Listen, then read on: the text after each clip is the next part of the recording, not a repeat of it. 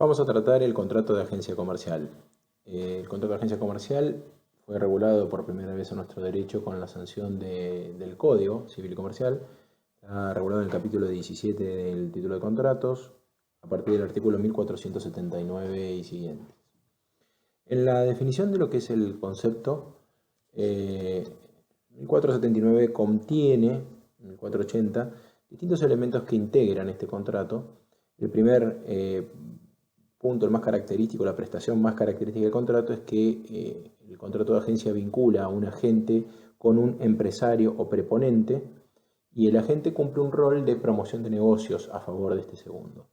Es decir, alguien que se dedica en forma especial, profesional, continua a lo largo del tiempo a promover negocios a favor de un tercero.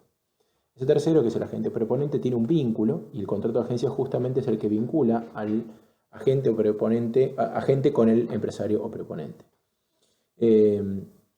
No tenemos que confundir la relación que existe justamente entre estas dos partes del contrato de agencia con aquellos que concertan finalmente el negocio. Es decir, el empresario preponente está colocando productos o servicios y los clientes de ese empresario preponente están realizando una transacción. Lo que el agente realiza es justamente una intermediación entre el empresario y el consumidor o el cliente del empresario, participando justamente en que esos negocios tengan lugar y se realicen de la manera más conveniente para ambas partes. La participación del agente en este tipo de contratos es una participación por cuenta ajena, dice, por cuenta del empresario, por cuenta del preponente. Es decir, que su interés, si bien está vinculado a que esa transacción se realice, porque él va a cobrar en la medida en que esa transacción se realice, el interés de la gente, digamos, si bien es coincidente, no celebra ese contrato o ese negocio ni por derecho propio ni por cuenta propia, sino que lo hace por cuenta ajena. Otros elementos que surgen de la definición del artículo es justamente que esta vinculación entre agente y empresario o preponente debe estar rodeada de estabilidad y de continuidad. Es decir, que no se trata de una participación específica en un negocio aislado, sino que presupone la existencia de una relación a lo largo del tiempo en donde el agente conoce al empresario, conoce los productos o los servicios que tiene que promover, tiene una política de ventas definida, es decir, existe un contrato mucho más amplio que el que se podría celebrar o el que podría existir en operaciones aisladas. Por otro lado, destaca el artículo 1479 que esta relación de contrato de agencia claramente es una relación de independencia, es decir, partes independientes. ¿A qué se refiere con esto? A que no existe ningún tipo de relación laboral. Nosotros vamos a comparar el contrato de agencia con otras figuras y vamos a ver que muchas de las características que se vinculan al contrato de agencia y que la definen como tal, pueden encontrarse en otro tipo de relaciones jurídicas guiadas y reguladas por un orden, otra rama del ordenamiento jurídico que es el derecho laboral, que parte de otros principios distintos. Ya lo vamos a analizar con mayor profundidad, pero por ahora basta destacar que el Código se preocupa en definir que el contrato de agencia no genera una relación de dependencia laboral. Y por último, si bien está en el 1480, es decir, está en otro escrito o en otro artículo, el contrato prevé la posibilidad de que el agente tenga una zona de exclusividad. Es decir, que el agente tenga la posibilidad de no tener competencia dentro de o bien un ámbito que puede estar definido por una zona geográfica, puede ser una ciudad, una provincia, un país, o bien por determinadas personas, es decir, clientes que provengan de un determinado agrupamiento que realice el empresario y respecto al cual se le brinda la posibilidad de ofrecer y de promover esos negocios en forma exclusiva, es decir, con exclusión de otros agentes que pudiera tener o incluso del mismo empresario. Esta exclusividad que el empresario debe dar hacia el agente tiene su correlato también en la imposibilidad de que la gente pueda ofrecer productos o servicios que compitan con los que ofrecidos por el agente. Es decir, yo puedo ser agente de diversos productos, puedo tener representaciones de más de una marca, siempre y cuando y en la medida que el agente no ofrezca servicios ni productos que entren en competencia. Bien, vayamos a la cuestión de la remuneración. ¿Cómo cobra la gente? Que es de alguna manera también un elemento tipificante del contrato.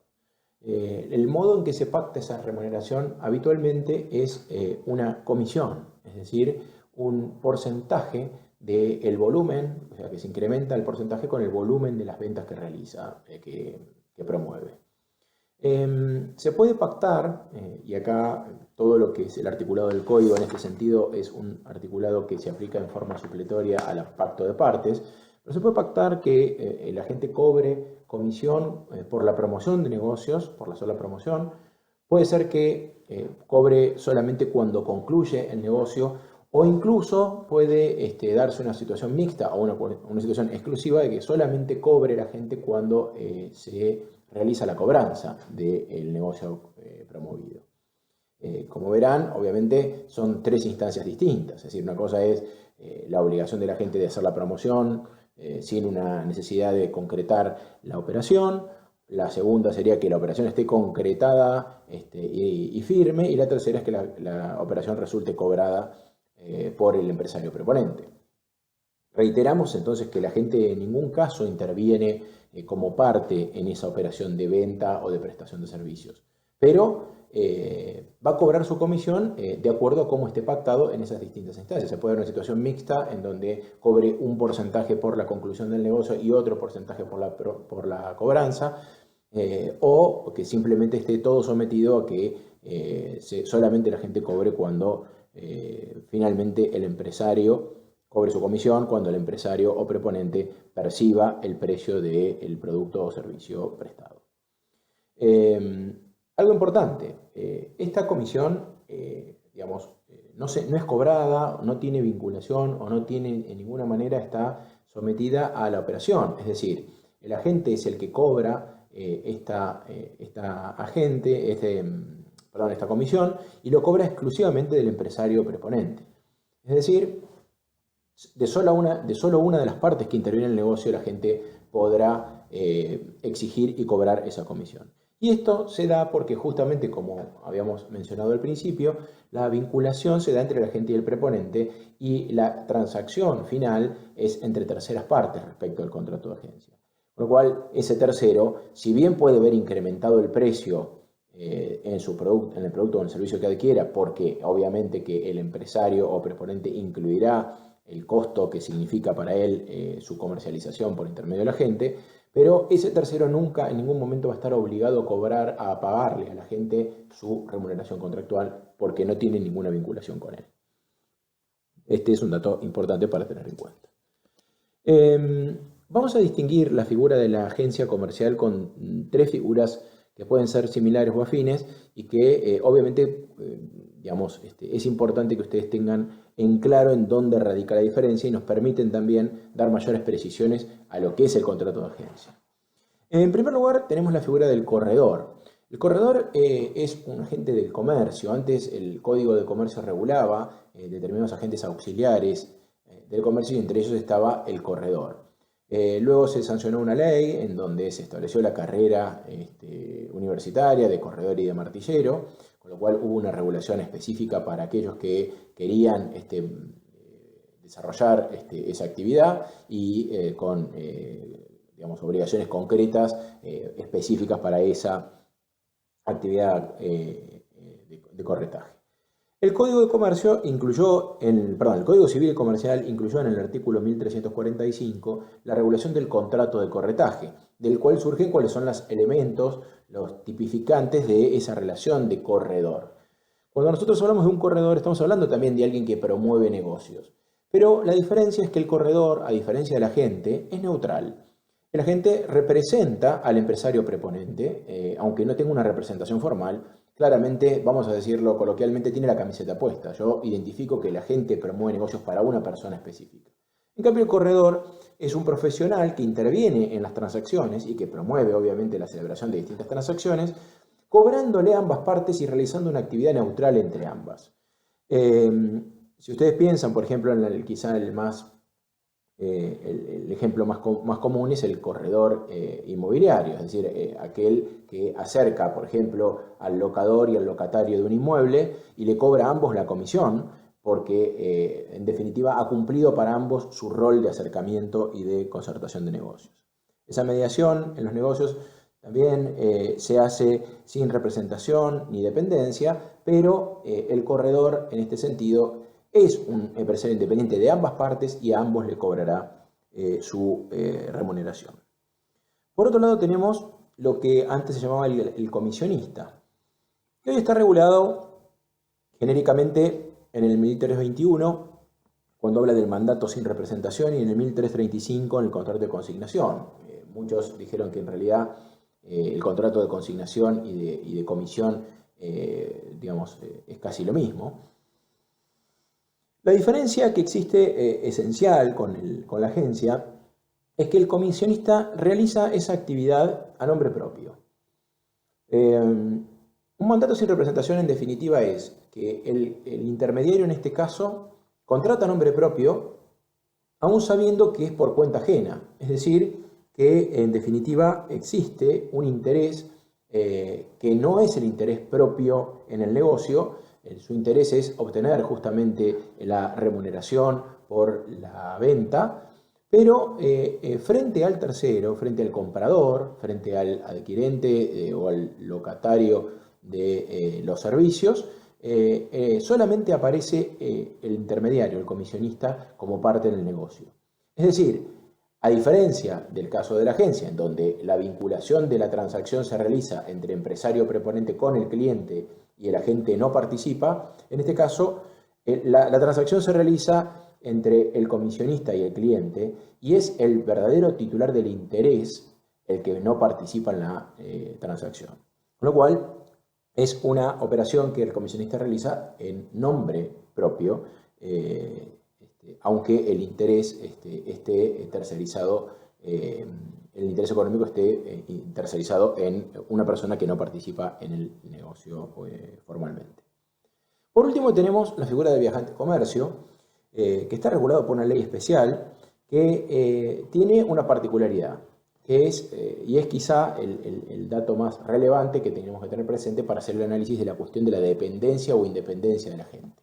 El viajante de comercio es un empleado. Es un empleado que también cumple roles de agente auxiliar del comercio, era lo que llamaban los agentes externos, es decir, agentes que tenían relación con el comerciante principal, pero que esta relación estaba vinculada desde el punto de vista laboral en este caso, y era realizada la función fuera del establecimiento, eran agentes externos. ¿Por qué? Porque el viajante de comercio justamente se dedicaba a viajar para promover, es decir, nosotros tenemos la figura, y creo que la conocemos, de los viajantes que van con sus propios vehículos a promover en distintos ramos ventas para su empleador. Generalmente la vinculación que tiene este viajante de comercio con el empresario preponente es una relación de dependencia laboral, es decir, es un empleado, cobra un sueldo base y después cobra una parte de su sueldo en forma variable por las ventas que realiza. Estos viajantes de comercio tienen su propio estatuto y se rigen obviamente por principios del derecho laboral. ¿Esto qué genera? Genera que se solapan la posible calificación de estos dos contratos, porque en definitiva el viajante de comercio también realiza una actividad en donde él no participa como por derecho propio en la transacción final. Es decir, desde el punto de vista de la formalidad jurídica en la transacción final, viajante y agente realizan actividades similares. Lo que realmente cambia la naturaleza es la vinculación que existe entre el empresario y el agente o el empresario y el viajante de comercio.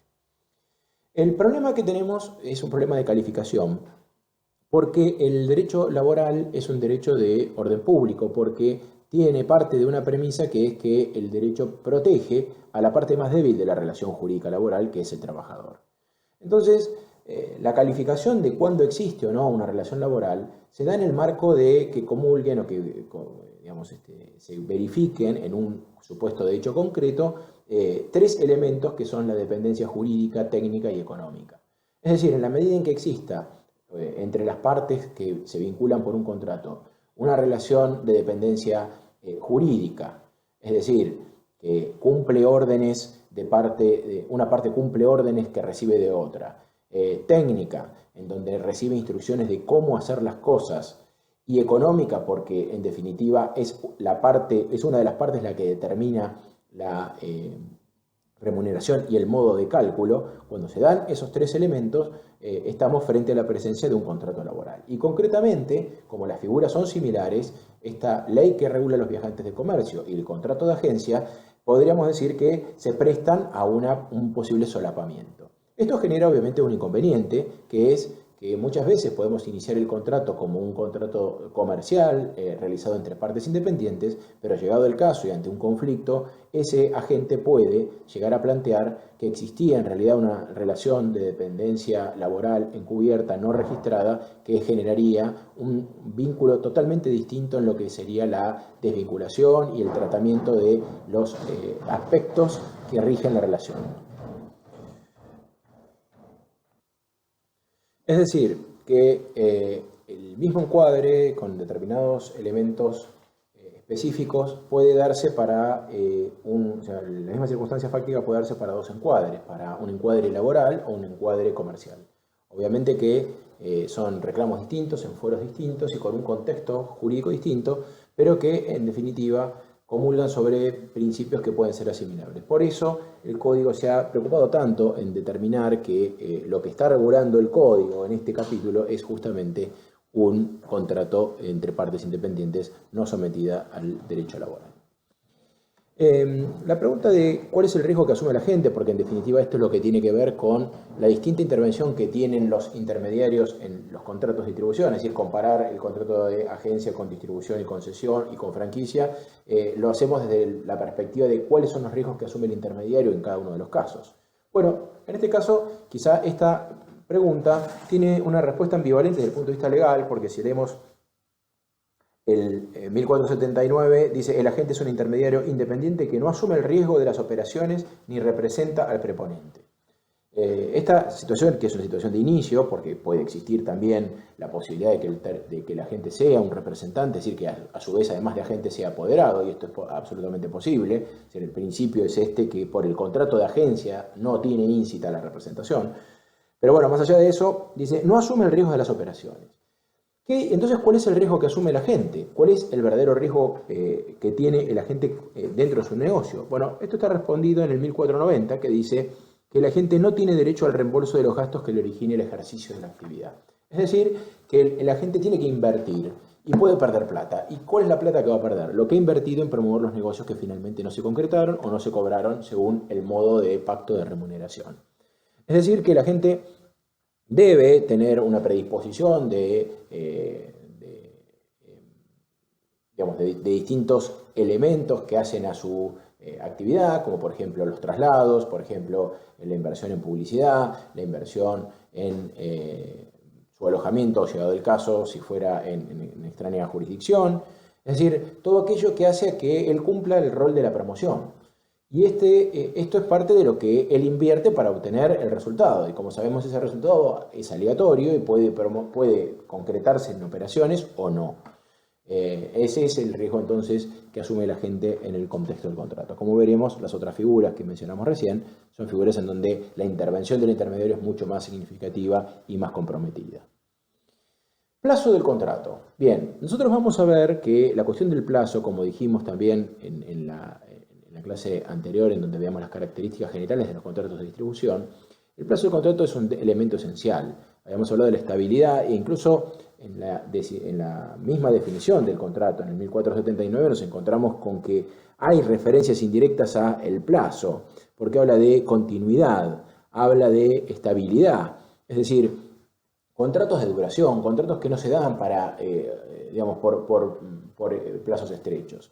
Se habla de un contrato de confianza también, es decir, que exista una relación, como decíamos, lo de la camiseta puesta, es decir, que la gente en definitiva conozca el métier del productor, del empresario, del preponente, y que esté identificado con esa marca de productos o servicios.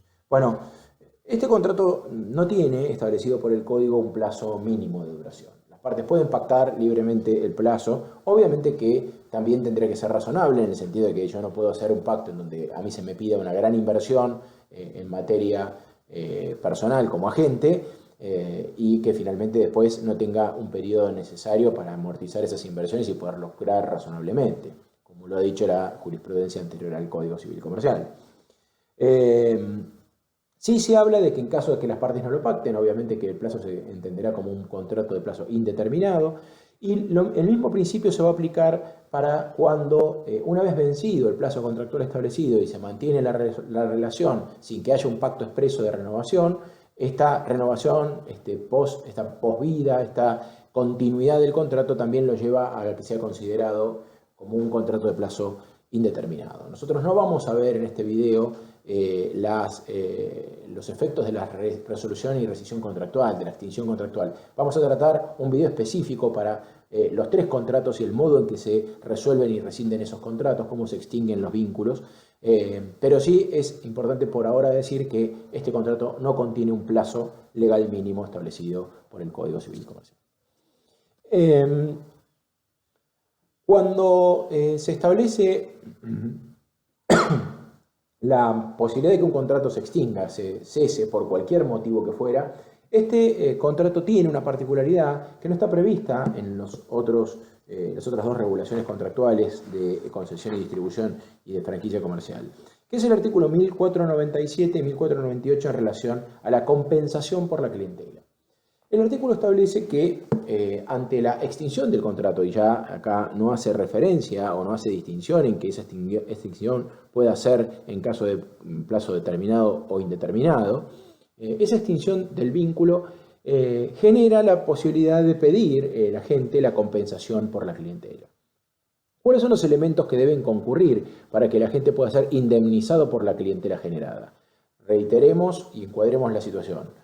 Un agente que tenía una vinculación estable durante una determinada cantidad de tiempo, que promovía negocios a favor del empresario preponente. Esos negocios, que primero fueron aislados y después se fueron consolidando en el tiempo, generaron a ese empresario preponente ventas en forma consuetudinaria, regulares, periódicas, que generó justamente la formación de una clientela. Esa clientela, podríamos decir, la pregunta sería, ¿de quién es la clientela? ¿Es del agente o es del empresario preponente? Es decir, podríamos decir, habrá situaciones específicas. En algún caso, si yo vendo algo que la marca se vende sola, claramente es el producto el que se vende y por tanto es el que está realizando la venta, el dueño de la clientela. Sin embargo, la ley toma la posibilidad de entender que cuando el agente ha realizado un incremento significativo en el giro del negocio empresario, en la zona y con las personas que le ha dado de marco el contrato de agencia celebrado, puede reclamar que se indemnice ese mayor giro de clientela.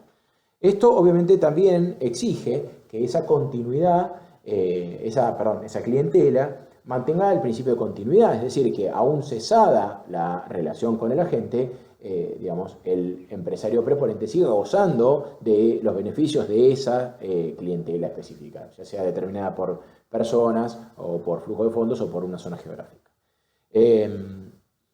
Obviamente que esto se puede reconocer en el caso que el cese no sea o voluntario o por el agente o por un incumplimiento del agente. Es decir, no, si la agente ha generado la ruptura del contrato por culpa suya porque ha incumplido el contrato, obviamente que no podemos estar hablando de una indemnización por clientela.